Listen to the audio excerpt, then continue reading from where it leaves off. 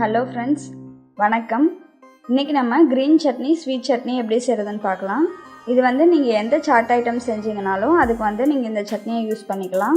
First நம்ம green chutney எப்படி செய்கிறதுன்னு பார்க்கலாம். இதுக்கு ஒரு மிக்ஸி ஜாரில் ஒரு கையளவு கொத்தமல்லி இலை எடுத்துக்கோங்க. அதை விட கொஞ்சம் அதிகமாக புதினா இலை எடுத்துக்கோங்க. அப்புறம் ஒரு 4 பல் பூண்டு, ஒரு சின்ன பீஸ் அளவுக்கு இஞ்சி, பாதி பச்சை மிளகா, உங்களுக்கு காரம் அதிகமாக வேணும் அப்படின்னா ஒரு பச்சை மிளகா சேர்த்துக்கோங்க. 1/4 டீஸ்பூன் ஜீரகம், 1/4 டீஸ்பூன் உப்பு,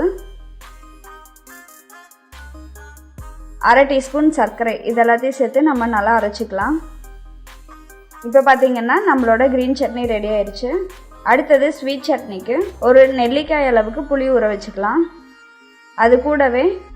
அது கூடவே விதை எடுத்த பேரிச்சம்பழத்தை சேர்த்துக்கோங்க. ஒரு 15லேருந்து 20 பேரிச்சம்பழத்தை சேர்த்துக்கலாம்.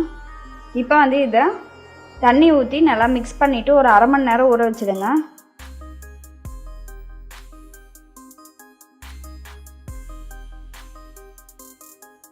அரை மணி நேரத்துக்கு அப்புறம் இதை நல்லா இந்த மாதிரி பிழிஞ்சு விட்டிங்கன்னா அதோட ஜூஸ் எல்லாம் இறங்கிடும்.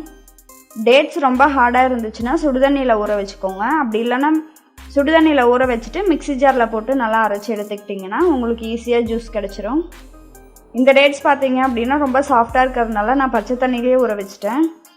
நல்லா பிழிஞ்சு எடுத்தோடனே அதோட ஜூஸ் எல்லாம் தண்ணியில் இறங்கிடுச்சு.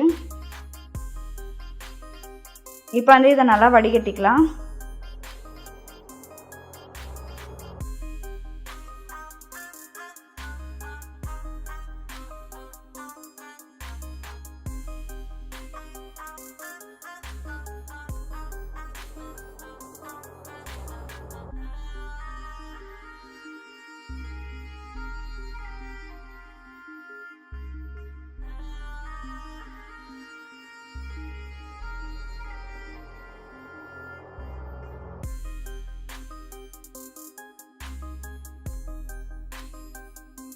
இப்போ இது கூட நம்ம 3 டேபிள் ஸ்பூன் அளவுக்கு வெல்லம் அல்லது நாட்டு சர்க்கரை சேர்த்துக்கோங்க.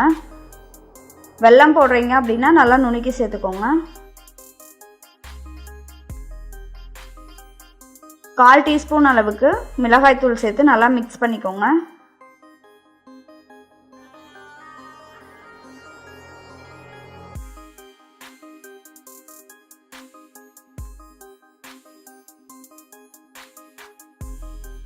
இப்போ இதை அடுப்பில் வச்சுட்டு உப்பு சேர்த்து நல்லா மிக்ஸ் பண்ணிடலாம்.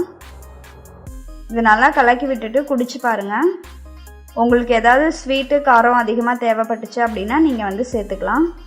இதில் ஒரு 1/4 டீஸ்பூன் அளவுக்கு நம்ம சாட் மசாலா சேர்த்துக்கலாம். சாட் மசாலா சேர்த்து நல்லா கலந்து விட்டுருங்க.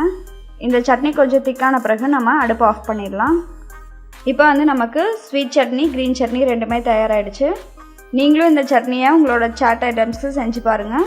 உங்களோட ஃபீட்பேக்கை கமெண்ட்டில் போடுங்க. நன்றி.